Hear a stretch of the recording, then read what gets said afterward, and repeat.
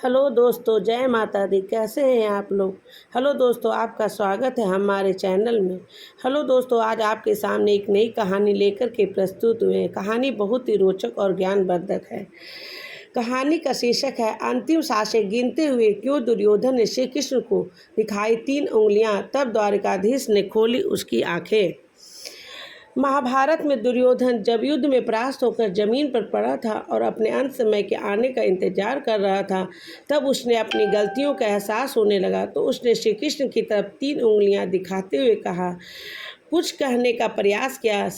फिर श्री कृष्ण उसके करीब गए और उससे पूछा कि क्या कहना चाहते हो। यही नहीं, श्री कृष्ण ने उसकी आंखों में पड़ी गफलत की धूल की विसाफ की।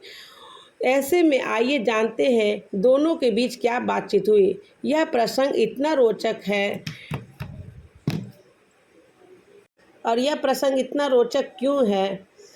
महाभारत का युद्ध अपने अंतिम दौर में था। दुर्योधन का घमंड चूर होने लगा था। यह वही दुर्योधन था जिसे अपनी सेना और साहस पर बड़ा अभिमान था। सबके लाख समझाने के बाद भी वह पांडवों को न 5 गांव देने के लिए तैयार हुआ था और न ही शांति का रास्ता अपनाना चाह रहा था। अब वह जमीन पर पड़ा था। महाबली भीम के गदा के बार ने उसे बुरी तरह घायल कर दिया था और वह अंतिम सांसें गिन रहा था। तभी वह भगवान श्री कृष्ण की ओर देखकर बार बार अंगुलियां दिखाने लगा।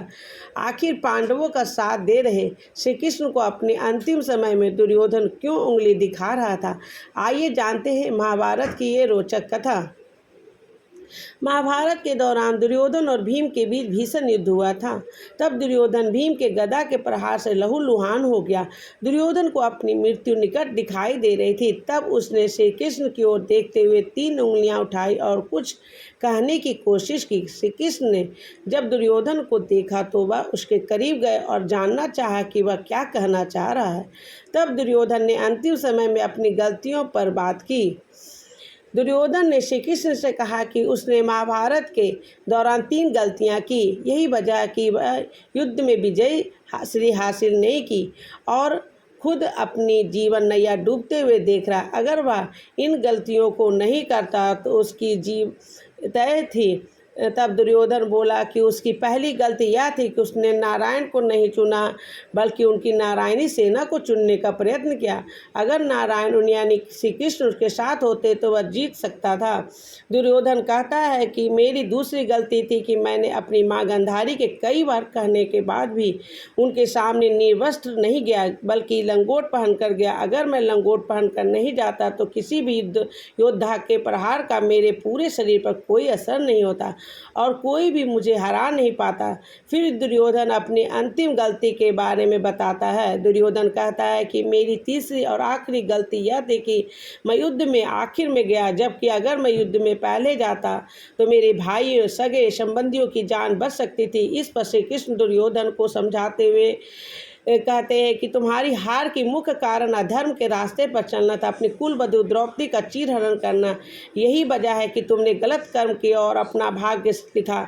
श्री कृष्ण ने कहा कि तुम अपनी इन 3 गलतियों की वजह से नहीं हारे बल्कि सिर्फ इसलिए हारे क्योंकि तुमने अधर्म की राह चुनी। इस प्रकार अंत समय में दुर्योधन को अपनी सही गलती समझ में आ गई। दोस्तों, कहानी आपको कैसी लगी, अच्छी लगी हो तो लाइक और सब्सक्राइब करें एंड शेयर के कमेंट में बताएं कि कहानी कैसी लगी। और धन्यवाद। Thank you. राधे राधे।